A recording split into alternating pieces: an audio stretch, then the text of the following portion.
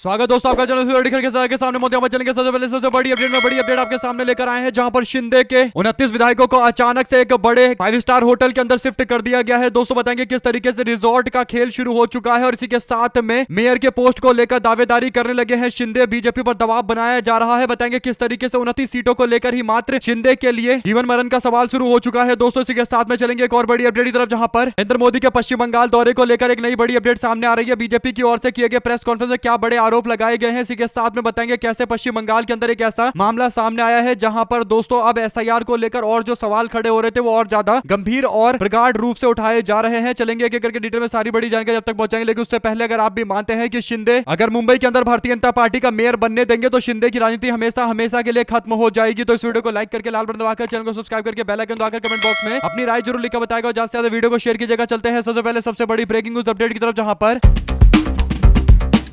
BMC के चुनाव के नतीजे घोषित हो गए। दोस्तों 29 सीटों पर बीएमसी में शिंदे की पार्टी को जीत मिला और भारतीय जनता पार्टी 89 सीटों पर चुनाव जीत गई। इसीलिए भारतीय जनता पार्टी खुद का मेयर बनाना चाहती है और शिंदे का समर्थन चाहती है। लेकिन शिंदे के लिए दुविधा यह है कि शिंदे सोच रहे थे कि उनको सबसे ज्यादा सीटें मिलेगी और भारतीय जनता पार्टी पर दबाव बनाकर किसी मराठी समाज के व्यक्ति को अपना बीएमसी का मेयर बना देंगे। अगर बीएमसी का मेयर उनकी पार्टी से कोई मराठी समाज का व्यक्ति बनेगा तो मराठा समाज के लोग शिंदे को अपने नेता के तौर पर देखेंगे। लेकिन भारतीय जनता पार्टी ने कहा है कि वो खुद का मेयर बनाएंगी, यानी बीजेपी के पास क्योंकि 89 सीटें हैं तो भारतीय जनता पार्टी लगभग 3 गुना ज्यादा सीटों के साथ में शिंदे से आगे चल रही है, तो वो पूरी तरीके से सरकार बनाने या फिर यूं कहिए कि मेयर को बनाने के लिए आगे बढ़ रहे हैं। यानी भारतीय जनता पार्टी खुद किसी मराठी पार्षद को आगे करके उसको मेयर बनाएगी। दोस्तों और ये शिंदे की राजनीति खत्म करने की दिशा में उठाया गया एक कदम माना जाएगा, क्योंकि शिंदे को पहले ही मराठा समाज के लोगों ने वोट नहीं दिया और उद्धव ठाकरे को 65 सीटों पर जितवा दिया गया, जबकि एमएनएस पार्टी को 6 सीटों पर जीत मिली, जबकि एआईएमआईएम को 9 सीटों पर जीत मिली। तो विपक्ष का पूरा आंकड़ा 110 के आसपास है और शिंदे बीजेपी का मिलाकर आंकड़ा 118 के आसपास है। तो शिंदे को पता है कि अगर वो भारतीय जनता पार्टी को सपोर्ट नहीं करेंगे तो बीजेपी का मेयर नहीं बन पाएगा और शिंदे ने इसी बात का फायदा उठाकर अपने पार्षद को किसी को मेयर बनाने की मांग बीजेपी के सामने रख दी है। दोस्तों और शिंदे ने अचानक से अपने सभी पार्षदों को दोपहर 3 बजे तक होटल पहुंचने का निर्देश दे दिया है। 5 स्टार होटल में इकट्ठा कर दिया गया है। बीएमसी के चुनाव में शिंदे को 29 सीटें मिली थी और गणित के मुताबिक बीजेपी अपने दम पर बीएमसी के अंदर आंकड़ा बहुमत का आंकड़ा प्राप्त नहीं कर पाई है, इसलिए भारतीय जनता पार्टी को शिंदे के ऊपर निर्भर होना पड़ेगा। बीजेपी चाहे तो एआईएमआईएम और कांग्रेस पार्टी और तमाम पार्टियों के पार्षदों को तोड़ लेगी, तब भी वो बहुमत के आंकड़े तक नहीं पहुंच पाएगी। इस तरीके का मामला सामने आया है, तो इससे भारतीय जनता पार्टी के ऊपर अब शिंदे को दबाव बनाने का मौका मिला है। तो शिंदे ने अपने सारे पार्षदों को 5 स्टार होटल में रुकने के लिए बोला है और अब क्योंकि तोड़फोड़ की राजनीति शुरू हो गई है तो ऐसा माना जा रहा है कि आने वाले दिनों के अंदर अब शिंदे दावेदारी को और ज्यादा मजबूत करेंगे। दोस्तों और वैसे भी शिंदे को मराठा समाज के लोगों ने पहले ही वोट नहीं दिया है और अगर कोई और बीजेपी से मराठा समाज का व्यक्ति बन गया तो वो शिंदे से भी बड़ा मराठी नेता हो जाएगा और शिंदे कभी इस बात को बर्दाश्त नहीं करेंगे। इसीलिए शिंदे के पास 2 ही विकल्प बचे हुए हैं, या तो बीजेपी के खिलाफ बगावत करके जैसे तैसे अपने एक पार्षद को मेयर बनवा लिया जाए, या फिर अगर बीजेपी का व्यक्ति कोई मेयर बन गया तो फिर शिवसेना उनकी पार्टी तोड़ देगी। इसमें कोई दो राय नहीं है। अपनी राय जरूर लिखकर बताएगा, ज्यादा से ज्यादा वीडियो को शेयर कीजिएगा। चलते हैं एक और बड़ी अपडेट की तरफ, जहां पर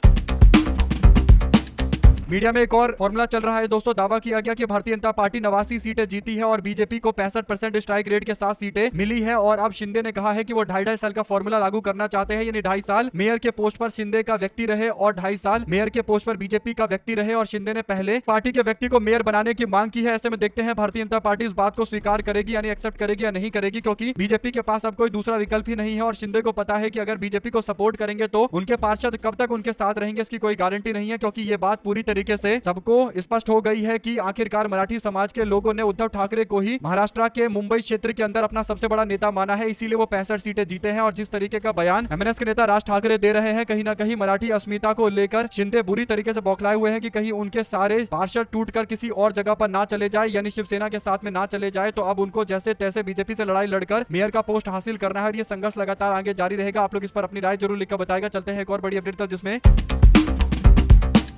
नरेंद्र मोदी पश्चिम बंगाल के मालदा जिले के दौरे पर थे। दोस्तों भारतीय जनता पार्टी ने शनिवार को नई प्रेस कॉन्फ्रेंस के माध्यम से ममता सरकार पर आरोप लगाया और कहा कि ममता बनर्जी 10,000 रुपए में बांग्लादेशी रोहिंग्याओं को नागरिकता दिलवाती है। पात्रा ने ममता बनर्जी के करोड़ों रुपए केवल इसी में खर्च हो रहे हैं, ये दावा किया। आईपैक दफ्तर पर ईडी के छापे से ममता बनर्जी घबरा गई है। बयान देते हुए कहते हैं कि फाइलें छीनकर भाग रही थी मुख्यमंत्री। पात्रा ने कहा कि मैं ममता बनर्जी को चेतावनी देना चाहता हूं कि वे बंगाल को बांटकर चुनाव नहीं जीत सकती है। यानी नरेंद्र मोदी मालदा में प्रचार करने के लिए गए थे तो बीजेपी के नेता सम्मित पात्रा से दिल्ली में बयान दिलवाया जा रहा था। बीजेपी के लोग बांग्लादेशी घुसपैठी और इसी मुद्दे के इर्द गिर्द चुनाव लड़ेंगे, ये बात एकदम स्पष्ट दिखाई दे रही है। यानी भारतीय जनता पार्टी को 2019 और 2024 के चुनाव में और 2021 के चुनाव में जो हार मिली, इसका भी बीजेपी के लोगों को बिल्कुल असर नहीं पड़ा दोस्तों। यानी इन मुद्दों को उठाकर कई बार हार चुके हैं, इसके बावजूद इन्हीं मुद्दों के इर्द गिर्द राजनीति करना चाहते हैं। तो इनको आने वाले दिनों के अंदर भी उसी तरीके के नतीजे पश्चिम बंगाल में मिलेंगे जो 21 और 24 के अंदर मिले थे। साथ साथ मध्य प्रदेश के अंदर 5 इंजन की बीजेपी की सरकार है। ऐसे में 60% एमएलए और 29/29 लोकसभा के एमपी की सीटें हैं। यानी सारे के सारे एमपी बीजेपी के मध्य प्रदेश में जीते हुए हैं। प्रधानमंत्री ने एक बार भी इंदौर का दौरा नहीं किया और सीएम ने भी इंदौर का दौरा नहीं किया। एमपी एमएलए ने भी कोई दौरा नहीं किया। लीडर ऑपोजिशन राहुल गांधी दौरा करने के लिए पहुंचे और उन्होंने पीड़ित परिवार के लोगों को 1 लाख रुपए का मुआवजा दिया। यानी विपक्ष के नेता के तौर पर जितना कर सकते थे उतना उन्होंने किया। और ऐसा इंदौर में राहुल गांधी ने इसलिए किया क्योंकि वो मैसेज देना चाहते थे बीजेपी के प्रशासन और पूरे के पूरे तंत्र को कि लोगों के प्रति उनको संवेदनशील होना चाहिए। राहुल गांधी को लेकर बीजेपी के लोग पूछते हैं कि आखिर वो कहां है, तो अब बीजेपी वालों को देखना चाहिए कि राहुल गांधी इंदौर में है और भाजपा वाला कोई यहां नजर नहीं आ रहा। खासकर बीजेपी के केंद्रीय मंत्री कोई यहां पर नजर नहीं आ रहे हैं। आप लोग इस पर अपनी राय देना चाहते हैं तो लिखकर जरूर बताएगा। ज्यादा से ज्यादा वीडियो को शेयर कीजिएगा। साथ साथ प्रधानमंत्री नरेंद्र मोदी पहली वंदे भारत स्लीपर ट्रेन को हरी झंडी दिखाने के लिए पहुंचे थे और बंगाल के हावड़ा से असम के गुवाहाटी यानी कामाख्या के बीच में 958 किलोमीटर की दूरी 14 घंटे में तय करने वाले ट्रेन में 16 कोच होंगे और थर्ड एसी का किराया तकरीबन 2300 रुपए के आसपास होगा। प्रधानमंत्री नरेंद्र मोदी जो उद्घाटन करके आए हैं, इससे पहले बंगाल में वादा करके आए थे कि पहला स्लीपर ट्रेन जो चलाया जाएगा वो दिल्ली से लेकर बिहार के बीच में यानी पटना के बीच में चलाया जाएगा। और अब क्योंकि 2 राज्य हैं जिसमें एक पश्चिम बंगाल दूसरा असम का क्षेत्र है, तो यहाँ दोनों जगह इलेक्शन हो रहे हैं, चुनाव हो रहे हैं। तो भारतीय जनता पार्टी दोनों जगह पर लोगों को कनेक्ट करने के लिए यानी लोगों को जोड़ने के लिए ये ट्रेन चला रही है। और क्योंकि चुनाव है तो इसीलिए कामाख्या और हावड़ा के बीच में ये ट्रेन चलाया जा रहा है। असम और पश्चिम बंगाल के लोगों को प्रभावित करने के लिए ट्रेन चला रहे हैं। यानी ज्यादातर बीजेपी का उद्घाटन जो होता है वो केवल इलेक्शन के इर्द गिर्द होता है। इसी के साथ में महाराष्ट्र के नगर निगम के चुनाव में बीजेपी ने एक तरफा जीत दर्ज की है। 29 नगर निगमों में से 17 पर बीजेपी का मेयर बन गया है। इस पूरे मामले पर अब शिंदे की ओर से जो बीजेपी की मदद की गई, तो उद्धव ठाकरे और संजय राउत काफी भड़के हुए हैं। संजय राउत ने कहा कि बीजेपी की मदद शिंदे ने कर दी। शिंदे ने कुछ पार्षदों को जितवा दिया जिसके कारण बीजेपी का मेयर बन सकता है मुंबई के अंदर, वरना अभी तक बीजेपी का दूर दूर तक मेयर नहीं बना था और शिंदे का इसमें हाथ है। शिंदे ने पूरी तरीके से एक बड़ी साजिश की और मराठा समाज के लोगों के खिलाफ साजिश करते हुए भारतीय जनता पार्टी के हाथ में मुंबई को सौंप दिया और बीजेपी के लिए शिंदे ने पूरी तरीके से जयचंद वाली भूमिका निभाई है और इसीलिए शिंदे की जमकर आलोचना करते हुए नजर आ रहे हैं। दोस्तों आप लोग इस पर क्या राय देना चाहते हैं लिखकर जरूर बताएगा। ज्यादा से ज्यादा वीडियो को शेयर कीजिएगा। चलते हैं एक और बड़ी अपडेट की तरफ, जहां पर